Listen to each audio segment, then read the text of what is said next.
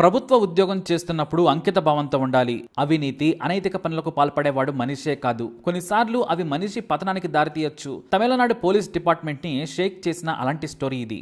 P Ganesan మధ్యతరగతి కుటుంబానికి చెందిన వ్యక్తి. కష్టపడి పోలీస్ డిపార్ట్మెంట్లో ఉద్యోగం సంపాదించాడు. స్టేట్ లెవెల్ ఎగ్జామ్స్లో టాప్ 10లో నిలిచాడు. ట్రైనింగ్లో సైతం ఛాంపియన్గా పేరు తెచ్చుకున్నాడు. కానీ చదివిన చదువుకు వచ్చిన మార్కులకు, వ్యక్తిగత ప్రవర్తనకు ప్రతిబింబించవని రిక్రూటర్స్కి ఈ గణేశన్ను చూశాక అర్థమైంది. మనం సివిల్ సర్వీసెస్లో ఉద్యోగాలను కూడా చూస్తూ ఉంటాం. పేరుకు పెద్ద ఆఫీసర్లు ఉంటారు, కానీ మాట తీరు, ప్రవర్తన కింది స్థాయి ఉద్యోగి కంటే కూడా చీప్గా ఉంటుంది కొంతమందిది. ఈ గణేశన్ స్థాయి కూడా అంతే. 2011లో ఎస్ఐగా పోలీస్ డిపార్ట్మెంట్లో జాయిన్ అయ్యాడు. అప్పటికే పోలీసు ఉద్యోగానికి అతని అర్హతకు అది చివరి సంవత్సరం. మరో ఏడాది అయితే పోలీసు ఉద్యోగానికి పనికొచ్చేవాడు కాదు. ఇక పి గణేశన్ మొదటి నుంచి దారి తప్పిన ఆఫీసర్ అనే పేరుంది. అందుకే ట్రాన్స్ఫర్లు ఎక్కువ, తప్పుడు పద్ధతులు, అవినీతి ఆరోపణలను మొదట్లోనే తెచ్చుకున్నాడు. దీంతో ఉన్నతాధికారులు అతన్ని ఒక కంట కనిపెడుతూ ఉండేవారు. కానీ ఇన్ని తప్పులు చేసినా గణేశన్కు ఒక టాలెంట్ ఉంది. దొంగలను, స్మగ్లర్లను ప్రాణాలకు తెగించి వేటాడి పట్టుకునేవాడు. ఆ తెగువ అతనిలో ఉంది. బాడీని ఫిట్గా ఉంచుకుంటాడు. డ్యూటీలో ఉంటే అలుపు సొలుపు లేకుండా కష్టపడతాడు. ఛాన్స్ దొరికితే మాత్రం చేయి తడవందే ఎవ్వరిని వదిలిపెట్టాడు. 2012లో కిల్లాయి పోలీస్ స్టేషన్కు ట్రాన్స్ఫర్ అయ్యాడు. ఇది చిదంబరంకు దగ్గరలోని ఒక రూరల్ ప్రాంతం. అక్కడకు వెళ్లేందుకు ఆయనకు మనస్సు ఒప్పలేదు. దీంతో కొద్ది రోజులు డ్యూటీ చేసి ఆ తర్వాత ఒక నెల పాటు మెడికల్ లీవ్ తీసుకున్నాడు. కానీ అక్కడ ఎక్కువ దొంగతనాలు జరుగుతున్నాయి, రోడ్ల మీద దోపిడీలు ఉన్నాయని ప్రత్యేకంగా గణేష్ను అక్కడికి పంపారు అధికారులు. కానీ అడ్డగోలుగా సంపాదనకు అలవాటు పడ్డ గణేశన్ సెలవు పేరుతో హాయిగా గడుపుతున్నాడు. అయితే ఇదంతా కూడా పై అధికారులకు తెలిసి ట్విస్ట్ ఇచ్చారు. మరోసారి మరో చోటికి ట్రాన్స్ఫర్ చేశారు అధికారులు. ఈసారి అన్నామలై పోలీస్ స్టేషన్కు ఎస్ఐగా వచ్చాడు గణేశన్. అక్కడ బాగానే డ్యూటీ చేశాడు. కానీ ఓ రోజున ఓ అందమైన అమ్మాయి పోలీస్ స్టేషన్కు వచ్చింది. తన భర్త వేధిస్తున్నాడని పోలీసులకు ఫిర్యాదు చేసింది. ఆ రోజున మేకప్ వేసుకొని అందంగా తయారై వచ్చిన ఆమె పేరు వనిత. తన భర్త అదనపు కట్నం కోసం వేధిస్తున్నాడని, తాగొచ్చి కొడుతున్నాడని ఫిర్యాదు చేసింది. ఆమె స్టేషన్కు రాగానే ప్రత్యేకంగా మాట్లాడాడు గణేశన్. అంటే ఆమె మీద కన్నేశాడు. చూపులతో, మాటలతో గణేశన్ వనితను పడేశాడు కూడా. ఒక ఎస్ఐ తన వెనకాల పడుతున్నాడని వనిత కూడా అతని ప్రేమ కోసం తప్పించింది. వనిత భర్తను 4 తన్ని బెదిరించాడు. అంతేకాదు, విచారణ కోసం బైక్పై వనిత ఇంటికి వెళ్ళి మాట్లాడి వచ్చాడు. అక్కడే ఆమె టీ పోస్తే తాగి ఆ తర్వాత కబుర్లు చెప్పి ముగ్గులోకి దించేశాడు. అదే రోజు రాత్రి తన రూమ్కి రావాలని చెప్పాడు గణేశన్. ఆమె కూడా అందంగా తయారై గణేశన్ రూమ్కు వెళ్ళింది. అక్కడ ఇద్దరు కూడా మందు తాగి భోజనం చేసి మజా చేసేశారు. అలా 6 నెలల పాటు వనితను వాడుకున్నాడు. నాకు పెళ్లి కాలేదు, నిన్ను పెళ్లి చేసుకుంటానని మాయమాటలు చెప్పాడు గణేశన్. ఆ మాటలను నమ్మి మొగుడిని వదిలేసి వేరే ఇల్లును తీసుకుంది వనిత. కానీ పెళ్ళెప్పుడంటే మాత్రం గణేశన్ మాట కూడా చెప్పలేదు. చూద్దాం అంటూ పోలీస్ రేంజ్లో కటువుగా సమాధానం చెప్పాడు. తనను పెళ్లి చేసుకుంటానని చెప్పి మోసం చేశాడు. నా భర్త నుంచి కాపాడమని చెబితే నన్ను వాడుకొని పెళ్లి చేసుకోవడం లేదని ఆమె ఉన్నతాధికారులకు రహస్యంగా ఫిర్యాదు చేసింది. దీంతో గణేశన్ను రామనాథం పోలీస్ స్టేషన్కు ట్రాన్స్ఫర్ చేశారు అధికారులు. దానికి ముందు ఇంటర్నల్ ఎంక్వైరీ చేసినప్పుడు మరోసారి నెలపాటు మెడికల్ లీవ్ మీద వెళ్ళిపోయాడు గణేశన్. ఇక గణేశన్ గురించి వాళ్ళింట్లో కూడా తెలిసిపోయింది. ఇలా కాదు అలా కాదు అని తల్లిదండ్రులు పెళ్లి చేసేశారు. జూలై 9, 2014న చిదంబరంకు దగ్గరలోని విల్లుపురంకు చెందిన సత్య అనే మహిళను గ్రాండ్గా పెళ్లి చేసుకున్నాడు గణేశన్. ఆ తర్వాత చక్ర అవెన్యూ అనే అపార్ట్మెంట్లో లగ్జరీ ఫ్లాట్ తీసుకొని కొత్తగా సంసారాన్ని మొదలుపెట్టాడు గణేశన్.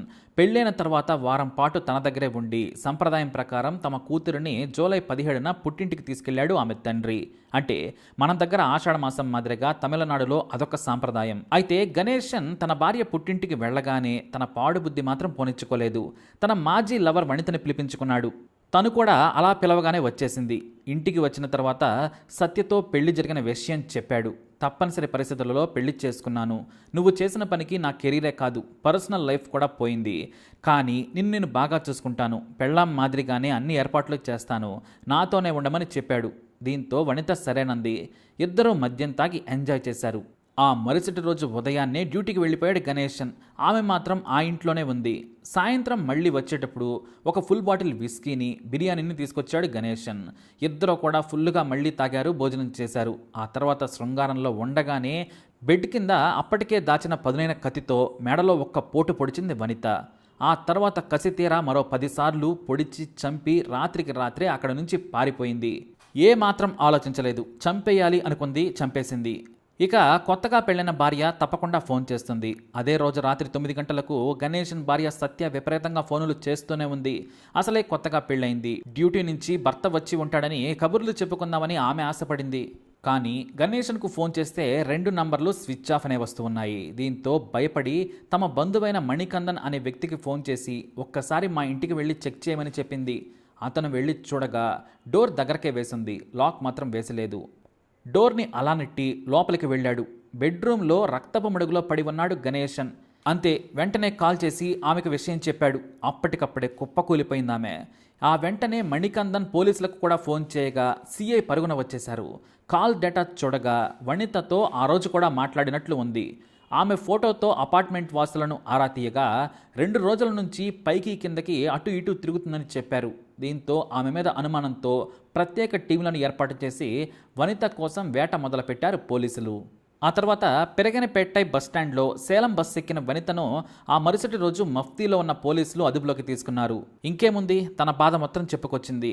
నన్ను పెళ్లి చేసుకుంటానని మోసం చేశాడు. అతని గురించి నా భర్తను కూడా వదులుకున్నాను. నా జీవితం నాశనం చేశాడు. అంతేకాదు నేను జీవితాంతం కీప్గా ఉండాలట. ఆ మాట అనగానే నాకు ఎక్కడో కాలిపోయింది.